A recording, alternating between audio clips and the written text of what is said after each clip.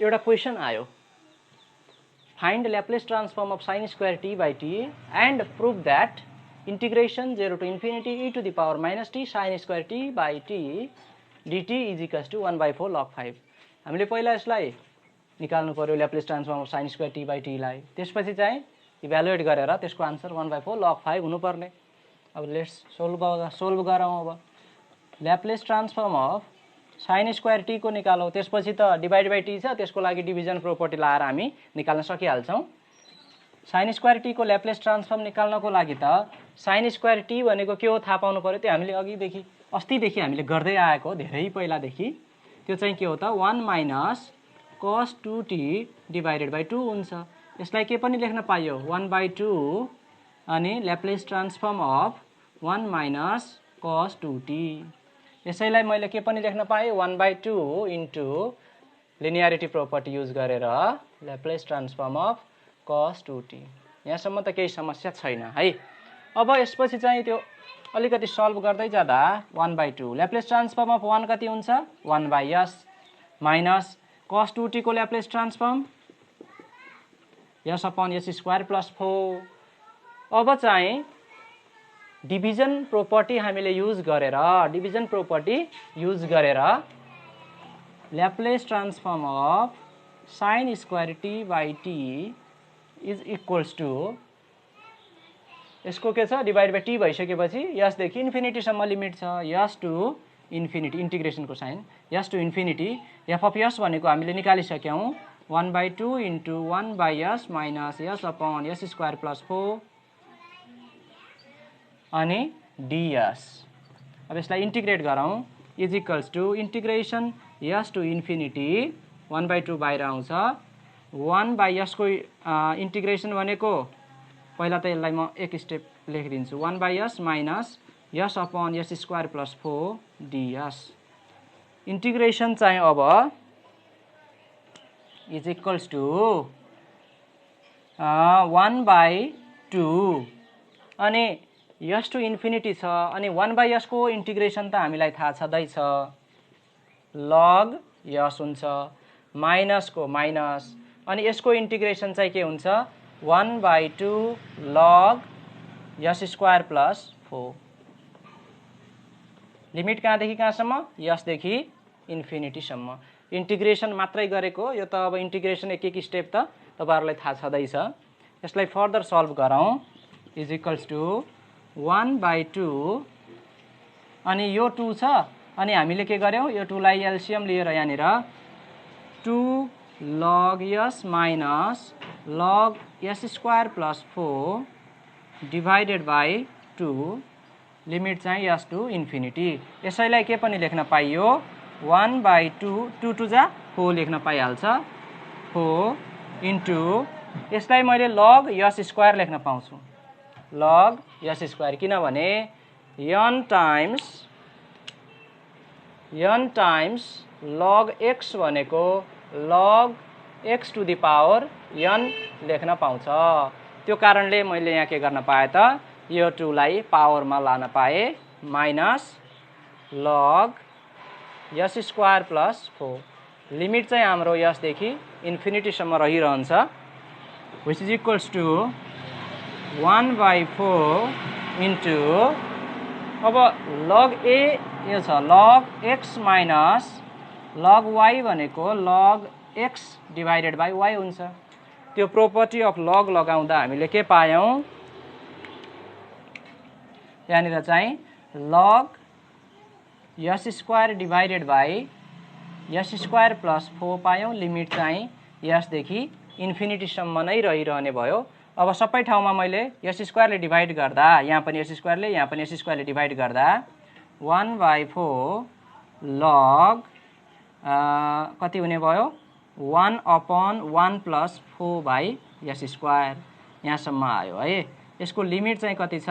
s देखि इन्फिनिटीसम्म। अब आको स्टेपमा हामीले के गर्छौं यो लिमिटलाई यहाँ राख्ने काम गर्छौं। अब मैले यो लिमिटलाई राख्ने काम गर्छु इज इक्वल्स टू 1/4 इन्टु यहाँ इन्फिनिटी राख्दा के हुन्छ यो टर्म 0 हुन्छ 1/1 भनेको 1 नै भयो log 1 भनेको के हो 0 माइनस अब यसको ठाउँमा यसै राख्दा केही फरक परेन log 1 upon s square plus 4 यो s स्क्वायर माथि जाँदा यहाँ s स्क्वायर भयो यहाँसम्म त केही समस्या भएन है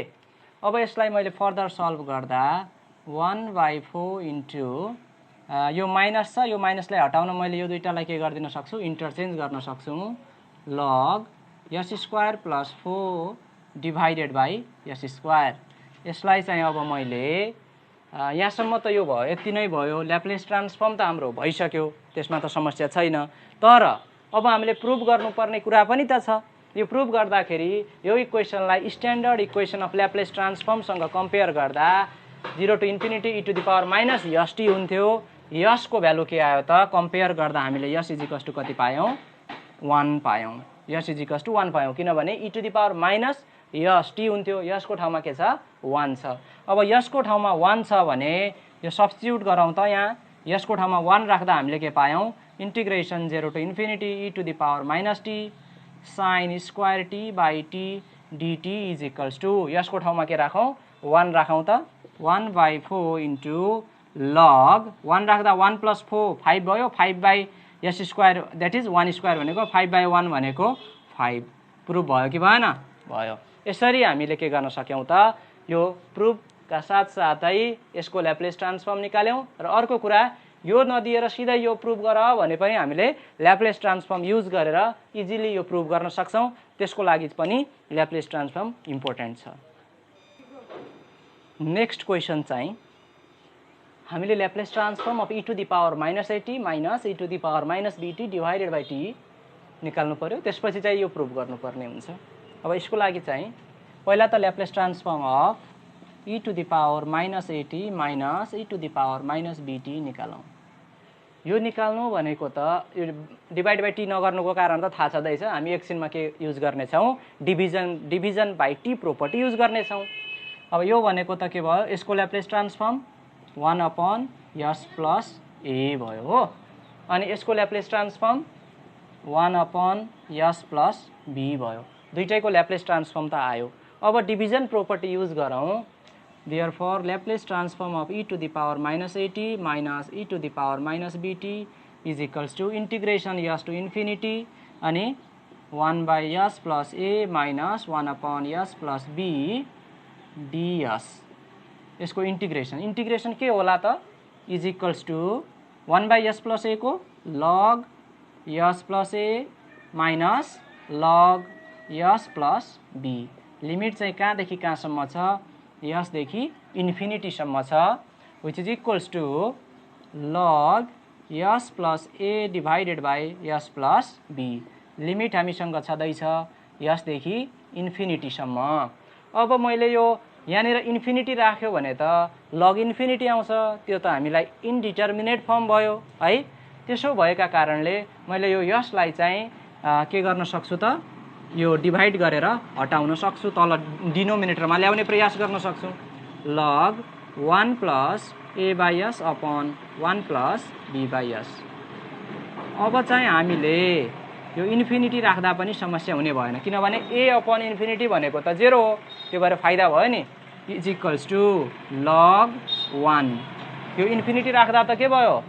1 प्लस यो त 0 हो upon 1 plus 0 that is 1 by 1 भनेको 1 हुने भयो log 1 माइनस अब यस राख्दा त यो सेम यस्तै हुने भयो किन यसको ठाउँमा यसै राख्ने हो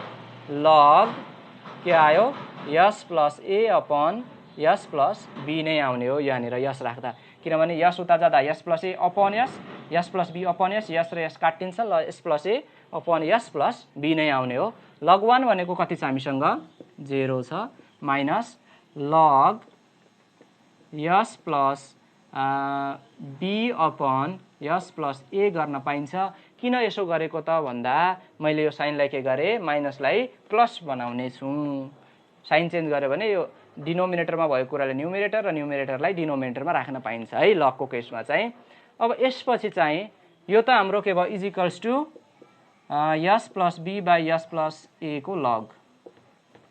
यसको चाहिँ लग हो अब हामीले प्रुफ गर्नुपर्ने कुरा आयो ल्याप्लेस ट्रान्सफर्म फाइन्ड आउट गर्यौं अब प्रुफ गर्ने कुरा यसमा चाहिँ प्रुफ गर्ने कुरा भन्दा मैले यो दुईटालाई कम्पेयर गर्यो भने के आउँछ त त्यो हेरौँ। यो दुईटालाई कम्पेयर गर्यो भने के आउँछ हेरौँ है त। ए भनेको कति आयो 3 आयो र बी भनेको कति आयो 6 आयो। ल अब यसलाई अलिकति इरेज गरौँ। अब चाहिँ हामीले प्रुभ गर्नुपर्ने कुरा यो छ। कम्पेयर गरेर हामीले के भेटाएका थियौँ त, यो त मैले लास्ट टर्म लेखेको है, यसको ल्याप्लेस ट्रान्सफर्म यति आएको थियो। अब यो दुईटा कुरालाई कम्पेयर गरेर लेख्दाखेरि ए इज इक्वल्स टु 3 आयो र बी इज इक्वल्स टु 6 आयो। अब यो जुन इन्टिग्रल छ यसलाई integration 0 to infinity e to the power minus st f of t dt सँग कम्पेयर गर्ने हो भनेपछि त integration 0 to infinity e to the power minus st f of t भनेको हामीसँग कति छ e to the power minus at minus e to the power minus bt divided by t dt छ। अब यो दुईटा कुरालाई हामीले कम्पेयर गर्दाखेरि के आउँछ त्यो लेख्दै जाउँ। a को ठाउँमा के आयो -3, b को ठाउँमा के आयो 6 आयो अनि t एज इट इज छँदैछ। अब यहाँ e to the power minus st वाला फर्म छैन। यसको मिनिङ के हो त, यहाँनिर e to the power -0 into t त लेख्न पाइन्छ नि, किनभने e टु द पावर 0 भनेको कति हो 1 हो। त्यही भएर यस कति आयो त कम्पेयर गर्दा 0 आयो। यसको भ्यालु हामीसँग कति आयो 0 आयो। नाउ अब यो सब्स्टिट्युट गरौँ त, यसमा सब्स्टिट्युट गरौँ। यो भने के हो इन्टिग्रेसन, यो भने त यसको ल्याप्लेस ट्रान्सफर्म यति भइहाल्यो, समस्या छैन। अब यसको भ्यालु निकाल्नको लागि हामीले के गर्नुपर्ने हुन्छ, यो भ्यालुहरू सब्स्टिट्युट गरिदिउँ यसमा। त्यसमा सिधै के आयो त देयरफोर यो पुरै लेखिदिउँ न 0 to infinity e to the power -3t minus e to the power -6t divided by t dt is equals to log यसको ठाउँमा 0 प्लस b को ठाउँमा 6 upon 0 plus 3 is equals to log